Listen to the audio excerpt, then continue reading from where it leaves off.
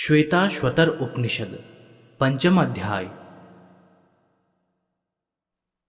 जो परमेश्वर ब्रह्मा से भी अत्यंत श्रेष्ठ हैं, अपनी माया के पर्दे में छिपे हुए हैं, सीमा रहित और अविनाशी हैं, अर्थात जो देश काल से सर्वथा अतीत हैं तथा जिनका कभी किसी प्रकार से भी विनाश नहीं हो सकता, तथा जिन परमात्मा में अविद्या और विद्या दोनों विद्यमान हैं, अर्थात दोनों ही जिनके आधार पर टिकी हुई हैं, वे पूर्ण ब्रह्म पुरुषोत्तम हैं।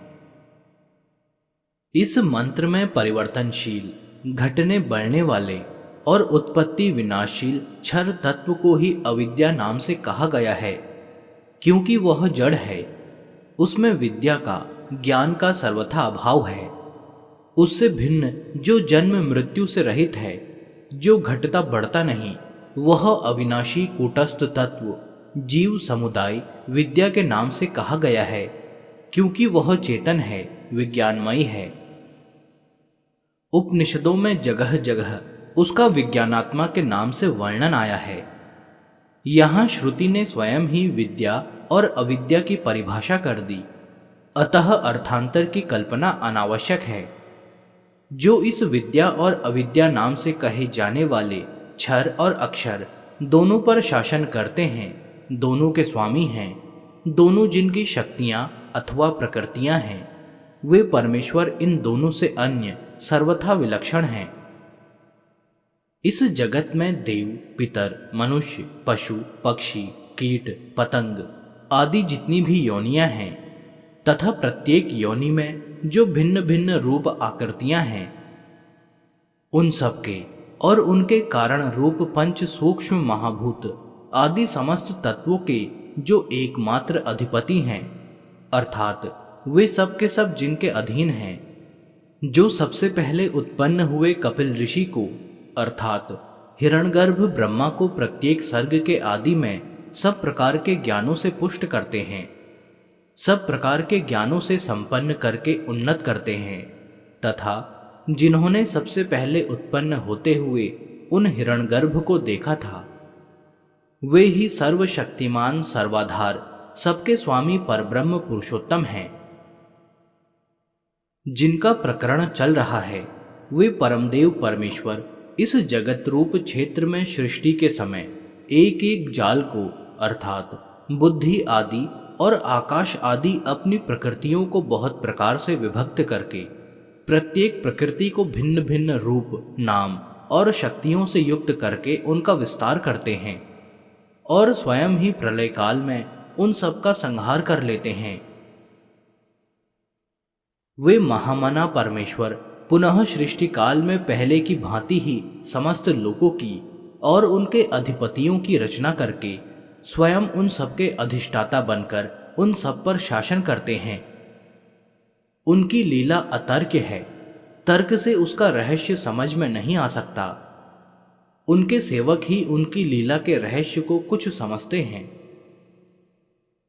जिस प्रकार यह सूर्य समस्त दिशाओं को ऊपर नीचे तथा इधर उधर सब ओर से प्रकाशित करता हुआ देदीप्यमान होता है, उसी प्रकार वे भगवान सर्वविध ऐश्वर्य से संपन्न, सबके द्वारा भजने योग्य परमदेव परमेश्वर अकेले ही समस्त कारण रूप अपनी अपनी भिन्न शक्तियों के अधिष्ठाता होकर उन सब का संचालन करते हैं। सबको अपना अपना कार्य करने की सामर्थ्य देकर यथा योग्य कार्य में प्रवृत्त करते हैं। ऊपर कही हुई बात का इस मंत्र में स्पष्टीकरण किया जाता है।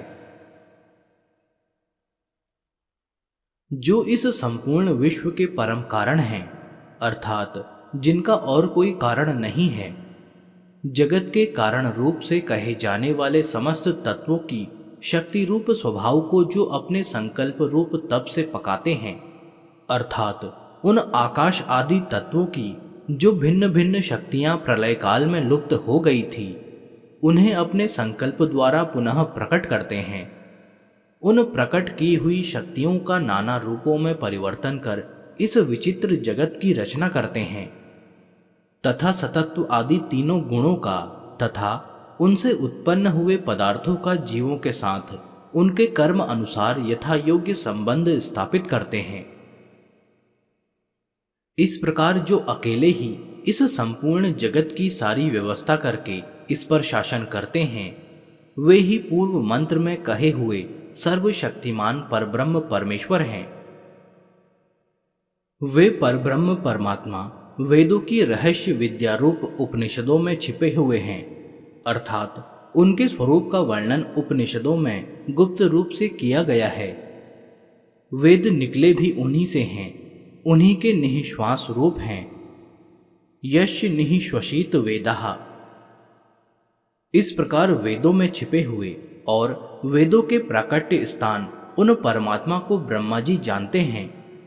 उनके सिवा और भी जिन पूर्ववर्ती देवताओं और ऋषियों ने उनको जाना था, वे सब के सब उन्हीं में तन्मय होकर आनंद स्वरूप हो गए। अतः मनुष्य को चाहिए कि उन सर्वशक्तिमान सर्वाधार सबके अधीश्वर परमात्मा को उक्त प्रकार से मानकर उन्हें जानने और पाने के लिए तत्पर हो जाए। पांचवें मंत्र में यह बात कही गई थी कि परमेश्वर सब जीवों का उनके कर्म अनुसार गुणों के साथ संयोग कराते हैं। अतः जीवात्मा का स्वरूप और नाना योनियों में विचरने का कारण आदि बताने के लिए अलग प्रकरण आरंभ किया जाता है। इस मंत्र में प्रकरण आरंभ करते ही जीवात्मा के लिए गुणान्वयः विशेषण देकर यह भाव दिखाया गया है कि जो जीव गुणों से संबद्ध अर्थात प्रकृति में स्थित है, वही इस जन्म मरण रूप संसार चक्र में घूमता है। जो गुणातीत हो गया है वह नहीं घूमता। मंत्र का सारांश यह है कि जो जीवात्मा सतत्व रज और तम इन तीनों गुणों से बंधा हुआ है, वह नाना प्रकार के कर्म फल रूप भोगों की प्राप्ति के उद्देश्य से नाना प्रकार के कर्म करता है और अपने किए हुए उन कर्मों का फल भोगने के लिए नाना योनियों में जन्म लेकर विभिन्न रूपों में प्रकट होता है और जहां भी जाता है तीनों गुणों से युक्त रहता है।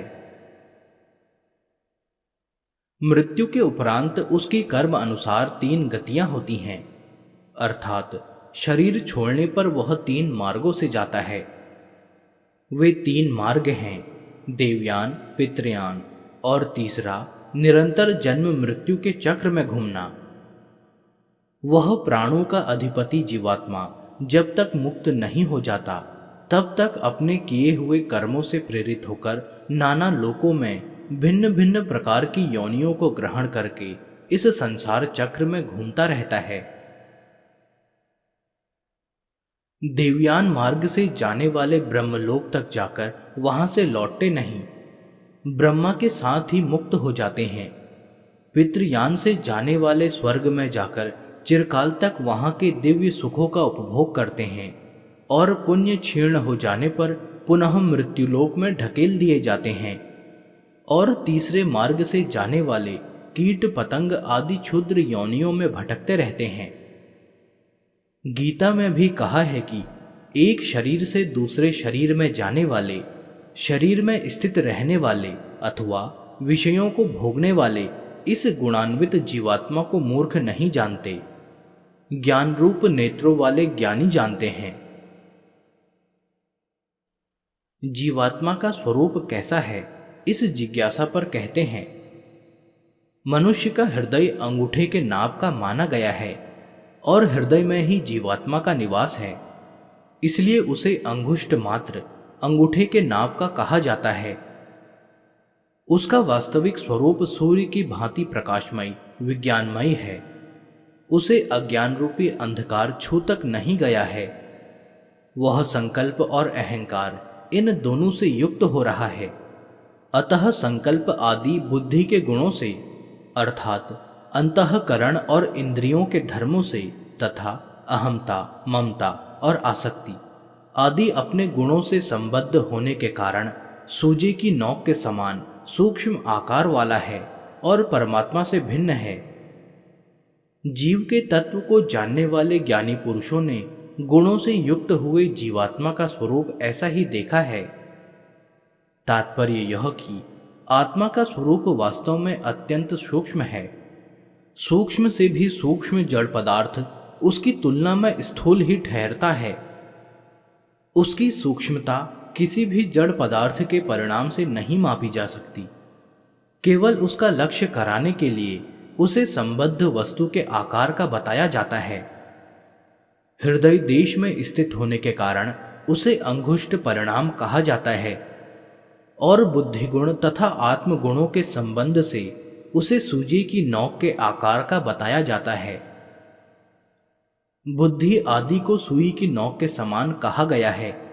इसी से जीवात्मा को यहाँ सूजी की नोक के सदृश बताया गया है।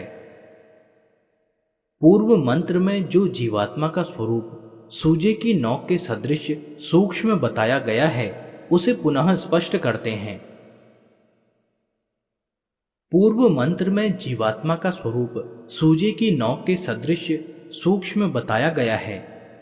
उसको समझने में भ्रम हो सकता है, अतः उसे भलीभांति समझाने के लिए पुनः इस प्रकार कहते हैं। मान लीजिए एक बाल की नोक के हम 100 टुकड़े कर लें, फिर उसमें से एक टुकड़े के पुनः 100 टुकड़े कर लें।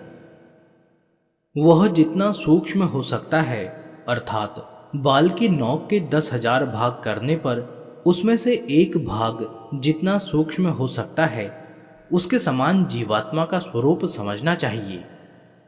यह कहना भी केवल उसकी सूक्ष्मता का लक्ष्य कराने के लिए ही है। वास्तव में चेतन और सूक्ष्म वस्तु का स्वरूप जड़ और स्थूल वस्तु की उपमा से नहीं समझाया जा सकता, क्योंकि बाल की नोक के 10,000 भागों में से एक भाग भी आकाश में जितने देश को रोकता है उतना भी जीवात्मा नहीं रोकता। चेतन और सूक्ष्म वस्तु का जड़ और स्थूल देश के साथ संबंध नहीं हो सकता। वह सूक्ष्म होने पर भी स्थूल वस्तु में सर्वत्र व्याप्त रह सकता है। इसी भाव को समझाने के लिए अंत में कहा गया है कि वह इतना सूक्ष्म होने पर भी अनंत भाव से युक्त होने में, अर्थात असीम होने में समर्थ है। भाव यह कि वह जड़ जगत में सर्वत्र व्याप्त है, केवल बुद्धि के गुणों से और अपने अहमता, ममता आदि गुणों से युक्त होने के कारण ही एक देशीय बन रहा है। जीवात्मा वास्तव में न तो स्त्री है, न पुरुष है और न नपुंसक ही है। यह जब जिस शरीर को ग्रहण करता है उस समय उससे संयुक्त होकर वैसा ही बन जाता है। जो जीवात्मा आज स्त्री है वही दूसरे जन्म में पुरुष हो सकता है, जो पुरुष है वह स्त्री हो सकता है। भाव यह कि ये स्त्री, पुरुष और नपुंसक आदि भेद शरीर को लेकर हैं। जीवात्मा सर्वभेद शून्य है, सारी उपाधियों से रहित है। संकल्प, स्पर्श, दृष्टि, मोह, भोजन, जलपान और वृष्टि, इन सबसे सजीव शरीर की वृद्धि और जन्म होते हैं। इसका एक भाव तो यह है कि स्त्री पुरुष के परस्पर मोहपूर्व संकल्प, स्पर्श और दृष्टिपात के द्वारा सहवास होने पर जीवात्मा गर्भ में आता है।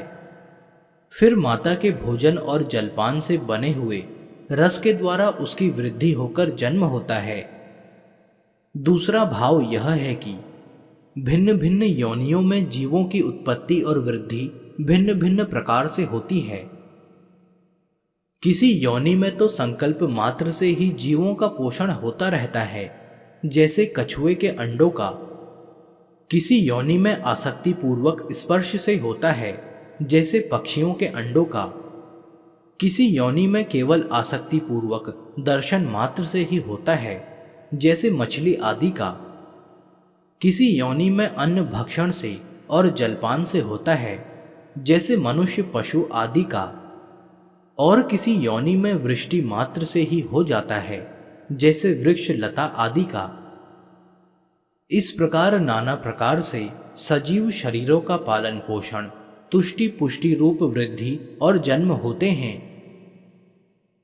जीवात्मा अपने कर्मों के अनुसार उनका फल भोगने के लिए इसी प्रकार विभिन्न लोकों में गमन करता हुआ एक के बाद एक के क्रम से नाना शरीरों को बार बार धारण करता रहता है। इसका बार बार नाना योनियों में आवागमन क्यों होता है, इस जिज्ञासा पर कहते हैं। जीवात्मा अपने किए हुए कर्मों के संस्कारों से और बुद्धि, मन, इंद्रिय तथा पंचभूत इनके समुदाय रूप शरीर के धर्मों से युक्त होने के कारण अहमता, ममता आदि अपने गुणों के वशीभूत होकर अनेकानेक शरीर धारण करता है। अर्थात शरीर के धर्मों में अहमता ममता करके तद्रूप हो जाने के कारण नाना प्रकार के स्थूल और सूक्ष्म रूपों को स्वीकार करता है। अपने कर्म अनुसार भिन्न भिन्न योनियों में जन्म लेता है, परंतु इस प्रकार जन्म लेने में यह स्वतंत्र नहीं है। इसके संकल्प और कर्मों के अनुसार उन योनियों से इसका संबंध जोड़ने वाला कोई दूसरा ही है। वे हैं पूर्वोक्त परमेश्वर, जिन्हें तत्वज्ञानी महापुरुषों ने देखा है। वे इस रहस्य को भलीभांति जानते हैं। यहाँ कर्मों के संस्कारों का नाम क्रिया गुण है। समस्त तत्वों के समुदाय रूप शरीर को देखना, सुनना, समझना आदि शक्तियों का नाम आत्मगुण है, और इनके संबंध से जीवात्मा में जो अहमता, ममता, आसक्ति आदि आ जाते हैं उनका नाम स्वगुण है। अनादिकाल से चले आते हुए इस जन्म मरण रूप बंधन से छूटने का क्या उपाय है, इस जिज्ञासा पर कहा जाता है। पूर्व मंत्र में जिनको इस जीवात्मा का नाना योनियों के साथ संबंध जोड़ने वाला बताया गया है, जो अंतर्यामी रूप से मनुष्य के हृदय रूप गुहा में स्थित तथा निराकार रूप से इस समस्त जगत में व्याप्त हैं, जिनका न तो आदि है और न अंत ही है, अर्थात जो उत्पत्ति, विनाश और वृद्धि, क्षय आदि सब प्रकार के विकारों से सर्वथा शून्य, सदा एकरस रहने वाले हैं, तथापि जो समस्त जगत की रचना करके विविध जीवों के रूप में प्रकट होते हैं, और जिन्होंने इस समस्त जगत को सब ओर से घेर रखा है, उन एकमात्र सर्वाधार, सर्वशक्तिमान, सबका शासन करने वाले सर्वेश्वर परब्रह्म पुरुषोत्तम को जानकर यह जीवात्मा सदा के लिए समस्त बंधनों से सर्वथा छूट जाता है। अब अध्याय के उपसंहार में ऊपर कही हुई बात को पुनः स्पष्ट करते हुए परमात्मा की प्राप्ति का उपाय बताया जाता है। वे परब्रह्म परमेश्वर आश्रय रहित अर्थात शरीर रहित हैं, यह प्रसिद्ध है, तथा वे जगत की उत्पत्ति और संहार करने वाले तथा प्रश्नोपनिषद में बताई हुई 16 कलाओं को भी उत्पन्न करने वाले हैं। ऐसा होने पर भी वे कल्याण स्वरूप आनंदमय परमेश्वर श्रद्धा, भक्ति और प्रेम भाव से पकड़े जा सकते हैं। जो मनुष्य उन परमदेव परमेश्वर को जान लेते हैं, वे शरीर से अपना संबंध सदा के लिए छोड़ देते हैं, अर्थात इस संसार चक्र से सदा के लिए छूट जाते हैं। इस रहस्य को समझकर मनुष्य को जितना शीघ्र हो सके उन परम सुहृद, परम दयालु, परम प्रेमी, सर्वशक्तिमान, सर्वाधार, सर्वेश्वर परमात्मा को जानने और पाने के लिए व्याकुल होकर श्रद्धा और भक्ति भाव से उनकी आराधना में लग जाना चाहिए।